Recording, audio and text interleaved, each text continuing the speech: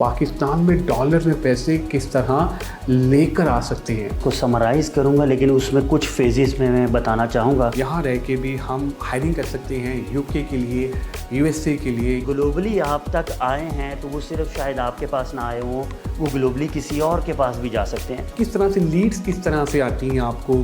तो यहाँ पर दो चीज़ें बहुत ज़्यादा मैटर करती हैं। देखिए, आप किसी भी फील्ड में जाते हैं और कम्युनिकेशन का मतलब ये नहीं होता सिर्फ कि आप इंग्लिश कितनी अच्छी बोलते हैं। औज़ुबिल्लाहि मिनश शैतानिर्रजीम, बिस्मिल्लाहिर्रहमानिर्रहीम, अल्लाहुम्मा सल्लि व सल्लिम अला सय्यिदिना मुहम्मदिन मालिही बिक़द्रि हुस्निही व जमालिही व नूरिही व कमालिही। अस्सलाम वालेकुम दोस्तों, हसन रज़ा आज एक दफ़ा फिर आपकी खिदमत में हाजिर है। दोस्तों, अब तक की अप्रिसिएशन और अब तक की कॉपरेशन का बहुत बहुत शुक्रिया। दोस्तों, आपका एक फ़ीडबैक आया था कि हसन भाई इंटरनेशनल रिक्रूटमेंट के ऊपर भी बात की जाए, हमें यह भी बताया जाए कि पाकिस्तान में रिक्रूटमेंट किस तरह से होती है, और अगर हम बाहर ग्लोबली बात करें तो वहाँ पर रिक्रूटमेंट का प्रोसेस क्या है। हमें पाकिस्तान के लॉस का तो पता है, यूके, यूएसए, यहाँ पर अगर हम मिडल ईस्ट चले जाएं वहाँ पर किस तरह से हायरिंग होती है, ऑन बोर्डिंग किस तरह से होती है, ऑफर लेटर किस तरह से दिया जाता है, अपॉइंटमेंट लेटर्स वो किस तरह से होते हैं, और ये जो पूरा प्रोसेस है हायरिंग का वो किस तरह से होता है। और फिर आपके फ़ायदे की बात कि हसन भाई हम डॉलर्स में पैसे किस तरह से कमा सकते हैं, पाकिस्तान में डॉलर में पैसे किस तरह लेकर आ सकते हैं। आज का प्रोग्राम आपके लिए बड़ा ही ज़बरदस्त होने वाला है, और मैं ये बता दूं कि अगर आज ये आपने एपिसोड देख ली तो आप डॉलर में पैसे कमाएंगे, क्योंकि आज हमारे साथ एक ऐसी ही शख्सियत हैं जो हमें बताएंगी कि पाकिस्तान में रह के आप एक बेहतरीन इंटरनेशनल रिक्रूटमेंट प्रोफेशनल किस तरह से बन सकते हैं। दोस्तों, मैं आपकी मुलाकात करवाने जा रहा हूँ द ग्रेट मोहम्मद जवाद से। Jawad is currently working as a manager international recruitment at system limited. आइए मिलते हैं जवाद से और जानते हैं इनका expert opinion about this topic. Jawad भाई, thank you very much for joining us today and I am super excited कि आज आप हमारे साथ हैं। Welcome on board. Pleasure talking to you. Walaikum assalam first of all, and it's an honor for giving me this opportunity that I can shed light on this recruitment stuff, or I can add value to people who are already in the industry or who are students as of now and looking after the career. And I'm sure about it that this session is going to be a wonderful session because I am your fan. The people are following you. It's a great content, the wonderful contribution आप, क्योंकि मैं different forums में भी देखा है आप वहाँ पर एज ए गेस्ट स्पीकर गए, तो फिर मैंने कहा आप वहाँ पर हैं तो यहाँ पर भी इस फॉरम पे भी आ जाना चाहिए और वैल्यू जो है वो ऐड करनी चाहिए। तो जवाद भाई, इस पर तो हम ज़रूर बात करेंगे इंटरनेशनल रिक्रूटमेंट पे। Would like to know about your journey. माशाल्लाह, amazing experience in HR, in international recruitment. So बताइए कि जो इंटरनेशनल रिक्रूटमेंट है और HR में आना बाय चांस था या बाय चॉइस? बाय चॉइस था। फर्स्ट ऑफ ऑल मैं इसको समराइज़ करूँगा, लेकिन उसमें कुछ फेजेस में मैं बताना चाहूँगा, क्योंकि उसमें वो रेजिलियंस का एक फैक्टर होगा और वो आज के लोगों में बहुत ज़रूरी होना चाहिए, ख़ास तौर पे कि हमारे बेशक प्रोफेशनल्स हों, mid career level, early level, या जो स्टूडेंट्स हैं। So I started my journey as a home tutor, by the way. That was not because of getting something financially, लेकिन that was something कि बचपन से ही ये चीज़ डेवलप हो रही थी सिबलिंग्स की तरफ से कि जो भी नॉलेज गेन करें वो शेयर भी करना चाहिए। उससे एक तो आप अपने पास भी नॉलेज रखते हैं, दूसरा आपके पास एग्जांपल्स आती हैं, और तीसरा आप कम्युनिटी में, सोसाइटी में ऐड करते हैं वैल्यू। तो उसके साथ साथ जब जर्नी आगे चली तो ग्रेजुएशन कंप्लीट करने के बाद उस वक्त बड़ा ट्रेंड था, नया पाकिस्तान में BPO के अंदर कॉल सेंटर इंडस्ट्री आई थी, तो वो एक बड़ा शौक़ था। तो कस्टमर सपोर्ट का एक प्रोजेक्ट मैंने वर्ल्ड केबल के साथ स्टार्ट किया। ट्रिपल प्ले पैकेज था जो आजकल PTCL देता है, फ़ोन, इंटरनेट एंड TV की सर्विस। तो at that time we use to provide those kind of services and their support in USA। तो वो एक बड़ा अच्छा एक्सपोजर था, लेकिन उसके साथ मैं पैरेलल में स्टडीज़ को कंटिन्यू नहीं कर पा रहा था। तो वो जर्नी मेरी तकरीबन कुछ 6-8 महीने की रही। उसके बाद मैंने अपना मास्टर्स का programme with home tuitions start किया। होम ट्यूशन में मैं एक चीज़ ज़रूर बताना चाहूँगा, क्योंकि वो मैसेज आपके प्लेटफॉर्म के थ्रू शायद किसी कन्वेंशनल स्कूलिंग सिस्टम के पास भी जाए। मेरी वहाँ पे एक सक्सेस स्टोरी है। ज़ुबैर नाम का एक कैंडिडेट था, एक स्टूडेंट था मेरा, जिसको मैं शादमान में पढ़ाने जाता था। ड्यू टू सम रीज़न्स उसकी एक आंख ख़राब हो गई, कुछ उसकी ऑपरेशंस की वजह से वो स्कूल में स्टडी नहीं कर सका। तो वहाँ पे मैंने उसको at the age of 8 years KG start से मैंने उसको पढ़ाना स्टार्ट किया। फिर दरमियान में थोड़ा पॉज आया। एट द एज ऑफ 10 मैंने उसको फर्दर कंटिन्यू किया। With in only 3.5 years KG से लेके मैंने उसको 8th क्लास के बोर्ड के एग्ज़ाम दिए, यानी कि मैं ख़ुद ही उसका मटेरियल रेडी करता था, ख़ुद ही वो उसके एग्ज़ाम्स लेता था स्कूल्स वगैरह से देख के। सो व्हाट आई रियलाइज्ड कि that kid was so much active, और अगर उसको एक फास्ट प्लेटफॉर्म पे लेके जाया जाए तो 3.5 साल में उसने 8th क्लास के बोर्ड के एग्ज़ाम्स दिए। अलॉन्ग विद दैट वो हिफ्ज़ भी कर रहा था। तो अगर हम अपने करिकुलम को थोड़ा सा एडवांस करें तो इंटरनेशनली भी, अगर हम जर्मनी, लग्जमबर्ग या कोई ऐसे मतलब विद इन यूएसए भी और यूरोप में भी उनके करिकुलम को और उनके एजुकेशन सिस्टम को देखें तो they are evolving with a very rapid pace. मैं जापान और कोरिया का नाम भी लाजमी लूँगा because they are also very much advanced in ये जो मुझे लगता है कि अल्लाह ताला का आप पे खास करम है ना, ये जो कामयाबी हैं ये ज़ुबैर और ज़ुबैर के घर वालों की दुआओं का भी नतीजा, आप यकीन मानिए। मैं बिल्कुल यही समझता हूँ कि बहुत सारे ऐसे स्टूडेंट्स कई दुआएं करते ही होंगे, इंसान को नहीं पता। तो वहाँ से मेरी जर्नी आगे चलती है। मैं MBA अपना करता हूँ, तो I decided to do my MBA in HR, लेकिन मेरे टीचर्स ने देखा सेमेस्टर 2nd में ही कि I got an award by presenting एक कॉफ़ी का ब्रांड मैंने गर्मियों में सेल कर दिया, ठीक है।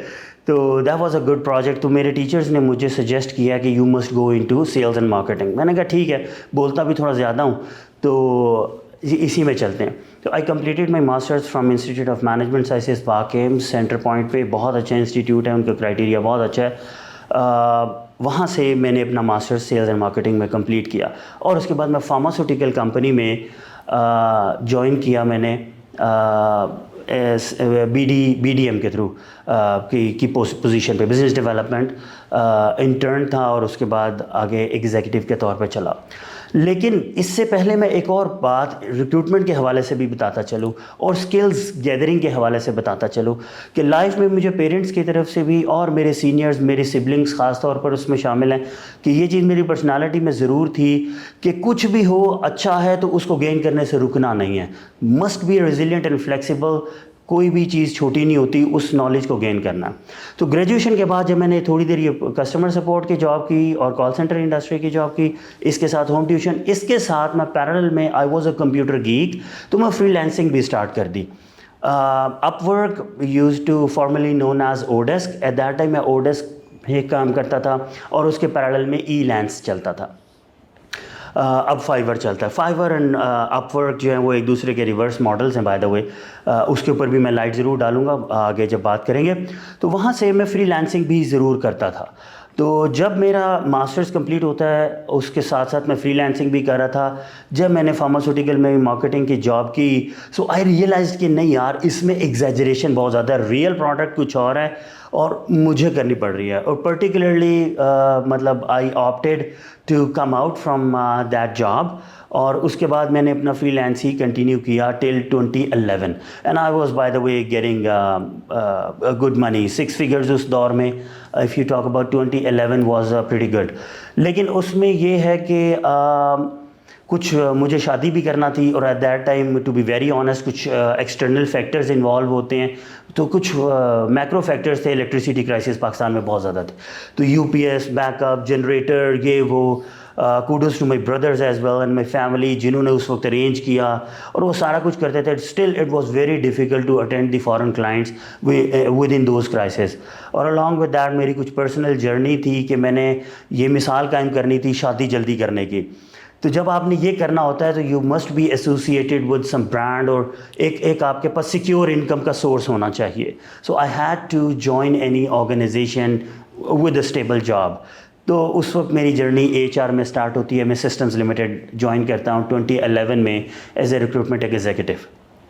With in a matter of 3.5 years मैं उनकी काफ़ी BPO की हायरिंग करता रहा और बहुत सारे कॉन्ट्रैक्ट लेटर्स, RFIDs और बहुत सारा जर्नलिस्ट का काम भी, रिक्रूटर का काम भी मैं इन्वॉल्व किया। और यहाँ पे मैं स्टूडेंट्स को एक बात बताता चलूँ, बहुत इंपॉर्टेंट है कि अगर आपके पास टू डू एटीट्यूड है और आपके पास कुछ कर दिखाने का एम्बिशन है तो आपके पास वो एम्बिशन को लेकर आगे ज़रूर चलें। टू बी वेरी ऑनेस्ट, इतनी बड़ी ऑर्गेनाइजेशन में इतनी साल पहले मैं जिस पोजीशन पे हायर हुआ, that position was for females only. ठीक है, तो मैं यहाँ पर अपने उस वक्त के मैनेजर शाजी बनीक थे और मेरी यूनिट हेड आयशा हक थी और उसके साथ एचआर में उमर जावेद थे। उनको ज़रूर क्रेडिट दूंगा कि ऑल्दो के that was a female only position, but I asked them after the interview, give me a chance, you won't regret. बिल्कुल सही। अच्छा जवाद भाई, ये बताइएगा कि जो इंटरनेशनल रिक्रूटमेंट है, अभी बहुत सारे लोग सीखना चाहते हैं, करना चाहते हैं, इसका हमें थोड़ा प्रोसेस बताएं कि क्या होता है। अच्छा, उस प्रोसेस से पहले मैं आपको अब ये लास्ट एक पॉइंट बताना चाहूँगा कि इतनी बड़ी ऑर्गेनाइजेशन में, सिस्टम्स लिमिटेड में, मैं एचआर में कदम रखता हूँ और with in a matter of 3.5 years अल्हम्दुलिल्लाह मेरे सीनियर्स भी मेरे साथ थे और मैंने एक बहुत अच्छी सक्सेस देखी वहाँ पर। मुझे करियर प्रोग्रेशन भी मिल रही थी। I onboarded more than 700 people within a tenure of 3.5 years। वहाँ से मेरी जर्नी इंटरनेशनल रिक्रूटमेंट में जंप करता हूँ। और क्यों करता हूँ in a comparatively very smaller organisation? क्योंकि मुझे ये लगा कि पाकिस्तान में नेशन वाइड अटेंड करने के लिए टैलेंट आ भी रहा है, अटेंड करने के लिए मौजूद भी है। तो मेरे पास जो टैलेंट है ख़ुद मेरी अपने लिए भी और कुछ फाइनेंशियल्स की वजह से भी मेरा ख्याल था कि मैं ग्लोबली अपनी सर्विसेज को लेकर के चलूँ for myself and as well as global. तो मैंने टोटल अपनी जो करियर पैथ है उसको स्विच किया और मैंने एक इंटरनेशनल रिक्रूटमेंट SWI फर्म में ज्वाइन करता हूँ एज अ डेटा एनालिस्ट। उनके स्टाफिंग के, उनके रिक्रूटमेंट के जो प्रोसेसेस मैंने सिस्टम्स में लर्न किए, अपने बड़ों से, अपने सीनियर से ऑब्ज़र्व किए, मैंने वहाँ पर उस तरह से इंटरनेशनल मॉडल्स को एनालाइज करना शुरू किया और वहाँ से फिर मेरी जर्नी डेटा एनालिस्ट से ऑपरेशंस में आता हूँ, ऑपरेशन से, और वहाँ पे मैंने ये नहीं देखा कि मुझे कंपनी ने डेजिग्नेशन डेटा एनालिस्ट का दिया है। जब सब कुछ स्मूथ जल्दी जल्दी करता गया, वहाँ पे भी जो मेरे सीनियर्स थे, काशिफ इरशाद, मोहम्मद फ़याज़ जो वहाँ के प्रेसिडेंट हैं, और काशिफ इरशाद जो वहाँ पे डायरेक्टर ऑपरेशंस रिक्रूटमेंट हैं, इंटरनेशनल रिक्रूटमेंट US होते हैं, तो मैं उनका नाम ज़रूर लूँगा, कि उन्होंने मुझे अपॉर्चुनिटी देते चले गए। अगर मैं लेने के लिए फ्लेक्सिबल था तो वो मुझे देने के लिए फ्लेक्सिबल थे। सो कॉन्फिडेंशियलिटी को मेंटेन करते हुए मैं उनके हर प्रोसेस में घुसता चला गया। और उन्होंने ATS बनाने का एक उनका ख्वाब था, मोहम्मद फ़याज़, जो कि बाद में थोड़ा सा डेविएट हुआ। उन्होंने एक और प्रोडक्ट बनाई RF इंजीनियरिंग के लिए, लेकिन उसमें मैं इन्वॉल्व था, तो इसलिए ATS के ऊपर बड़ी अच्छी मेरे पास ग्रिप आ गई, रिक्रूटमेंट प्रोसेसेस के ऊपर बहुत अच्छी ग्रिप आ गई। और उसके बाद वो लोग US कनाडा के साथ साथ मिडिल ईस्ट को भी सर्विसेज प्रोवाइड कर रहे थे, सऊदी में भी उनका अपना ऑफिस है। तो मैं उन सब में इन्वॉल्व होता गया और मैंने ये नहीं देखा कि मेरा टाइटल क्या।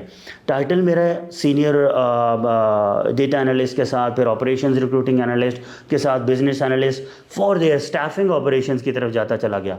अब मैं आता हूँ इस बात के ऊपर कि हमारे आज के रिसोर्सेज कैसे इस टैलेंट की तरफ आ सकते हैं। देखें, कुछ तो 101 हैं जो कि अगर आप रिक्रूटमेंट विंग में हैं तो चाहे आप नेशन वाइड कर रहे हैं या आप इंटरनेशनली कर रहे हैं, वो सेम रहेंगे।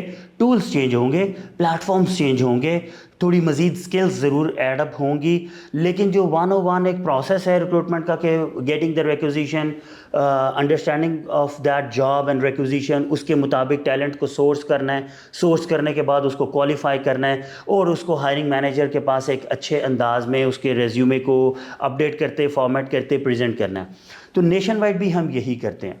लेकिन इंटरनेशनली यहाँ पर एक और फेज़ ऐड होता है नॉर्मली, कि हायरिंग मैनेजर्स जो हैं उनके पास कंपटीशन ज़्यादा हो जाता है, क्योंकि अब अगर वो ग्लोबली आप तक आए हैं तो वो सिर्फ शायद आपके पास ना आए हों, वो ग्लोबली किसी और के पास भी जा सकते हैं। सो यहाँ पर दो चीज़ें बहुत ज़्यादा मैटर करती हैं, एक आपकी क्वालिटी और एक आपका response time. How quickly you able to provide a good talent and you get a competitive edge globally। तो ये चीज़ बहुत ज़्यादा मैटर करती है। बिल्कुल सही जवाब भाई। टाइम हमारे पास बड़ा कम है और हमने ज़रा रैप अप करना है इसको, लेकिन टॉपिक इज़ वेरी इंटरेस्टिंग और मैं तो चाह रहा हूँ कि हम और भी इसके ऊपर बात करें, लेकिन अब क्योंकि टाइम थोड़ा सा कम है, हमने इसको रैप अप भी करना है। एक बड़ा इंपॉर्टेंट क्वेश्चन जो कि I would like to ask on the behalf of our followers, क्योंकि हमें लोग जो हैं वो मैसेजेस करते रहते हैं। एक हमें ये बताइएगा कि जैसे भी आपने बताया कि हम पाकिस्तान में भी यहाँ रह के भी हम हायरिंग कर सकते हैं, UK के लिए, USA के लिए, इवन हम अमेरिका के लिए वहाँ पर तो क्या प्रोसेस होता है, मतलब यहाँ पे आप बैठते हैं, वहाँ पर आप किस तरह से लीड्स किस तरह से आती हैं आपको, जो रिक्रूटमेंट की जो रिक्वायरमेंट है वो किन प्लेटफॉर्म से आती है, लिंक्डइन से या बाकी प्लेटफॉर्म से, वो ज़रा बताइए, क्योंकि बहुत सारे लोग ना आपको देख के इंटरनेशनल रिक्रूटर बनना चाहते हैं। अच्छा, इसमें मैं ये बताता चलूँ पहले, इसके साथ ही अटैच करते हुए ये बताऊँ, स्कोप बहुत है, अपॉर्चुनिटी बहुत ज़्यादा है। हमारी नेबरिंग कंट्रीज़ में इंटरनेशनल रिक्रूटमेंट का काम अपनी रीजन से बैठते हुए वो सर्विसेज प्रोवाइड कर रहे हैं बहुत एक्सटेंसिव लेवल पे।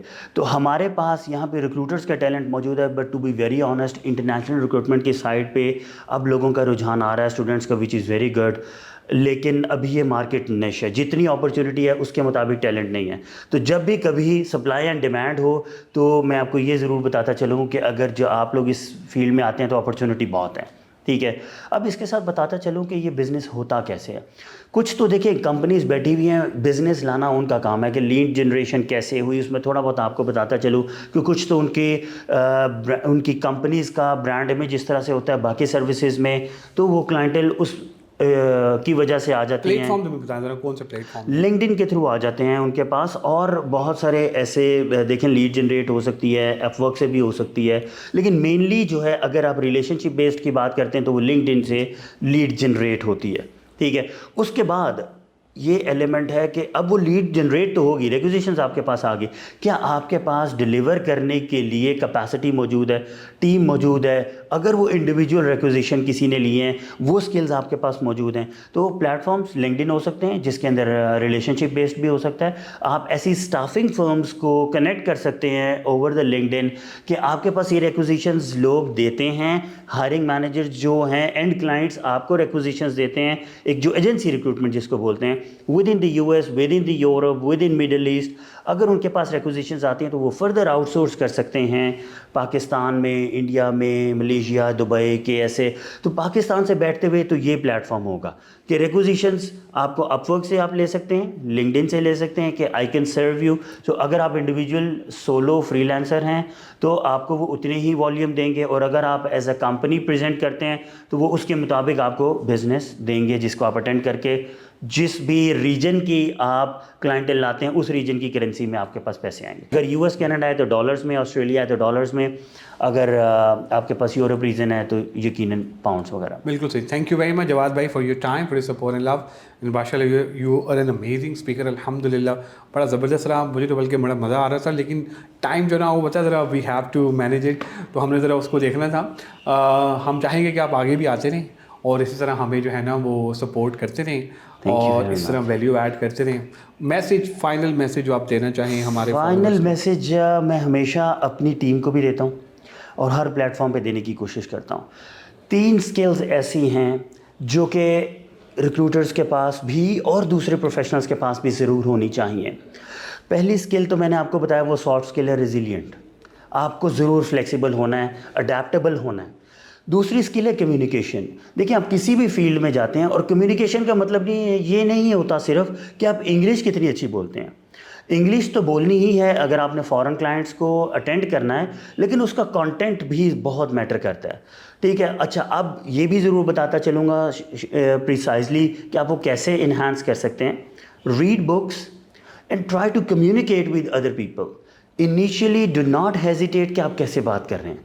और तीसरा इसके पर मैं करता चलूँगा कि हमारे पाकिस्तान में people are so much emotional. We have to be adaptable and prone to get the feedback. जब आपको कोई अच्छे तरीके से फीडबैक दे रहा है कि यहाँ पे आप स्किल पॉलिश कर सकते हैं, इस चीज़ में पॉलिश कर सकते हैं, सो बी अडेप्टेबल और be prone to that feedback, और उसके ऊपर आगे चलने की कोशिश करें। जो भी सीनियर आपको फीडबैक दे रहा है, टू बी वेरी ऑनेस्ट, वो ना सिर्फ खुश होगा, वो आपको ज़रूर पॉलिश करने की कोशिश करेगा। मैंने तो अपने सीनियर्स के साथ, मैं जब तक फ्लेक्सिबल रहा हूँ, मुझे हमेशा ऐसे सीनियर्स मिले हैं जिन्होंने मुझे ग्रूम करने की कोशिश भी की है और मैंने उनके साथ सीखा है। यही मेरी कामयाबी का राज है। बहुत शुक्रिया जवाद भाई, अमेजिंग। आप लोगों का बहुत शुक्रिया आज के एपिसोड देखने का। दोस्तों मैं उम्मीद करता हूँ कि आज के एपिसोड आपको पसंद आई होगी। दोस्तों अपना फीडबैक हमसे ज़रूर शेयर कीजिएगा ताकि हम भी इम्प्रूव कर सकें। देखिए जवाद भाई ने हमें बड़े प्यारे मैसेजेस दिए, 3-4 बातें उन्होंने की। उन्होंने कहा एक तो पहले ये कि जहाँ पर आपने जाना है क्लैरिटी आपके गोल्स में होनी चाहिए। और जो हमारे जो फ्रेश ग्रेजुएट्स हैं ना, ये ज़रा जल्दी में आ जाते हैं, कहते हैं यार कि हमने आज ही सारी चीज़ें हमें मिल जाएँ और आज ही मैं डॉलर में पैसे कमाना शुरू कर दूँ। हो सकता है वो वक्ती तौर पे आपको कामयाबी मिल भी जाए, लेकिन अगर आपने आगे बढ़ना है और लॉन्ग टर्म अगर आप चाहते हैं कि आप तरक्की करें, तो फिर आपको ज़रा ना बहुत सोच समझ के आपको 5 साल के गोल्स बनाने चाहिए, 3 साल के गोल्स बनाने चाहिए, फिर आपको पूरा रोड मैप बनाना चाहिए, फिर आपको उसके ऊपर अमल करना चाहिए। कामयाबी एक दिन ज़रूर मिलेगी, क्योंकि ये मेरे अल्लाह का वादा है, ये अल्लाह ताला की ज़ात का वादा है कि आपको आपका रिज़्क ज़रूर मिलेगा। हाँ, थोड़ा सब्र करना है, थोड़ा ज़रा रुक जाना है थोड़ी देर के लिए, लेकिन आगे बढ़ेंगे आप, क्योंकि अल्लाह ताला की ज़ात ने आपको बहुत नवाजना है। दोस्तों अपना फीडबैक हमसे ज़रूर शेयर कीजिएगा ताकि हम भी इम्प्रूव कर सकें। दुआ में याद रखिएगा, इंशाल्लाह करीब एक नई टॉपिक, नई गेस्ट के साथ आपकी खिदमत में दोबारा हाजिर होंगे।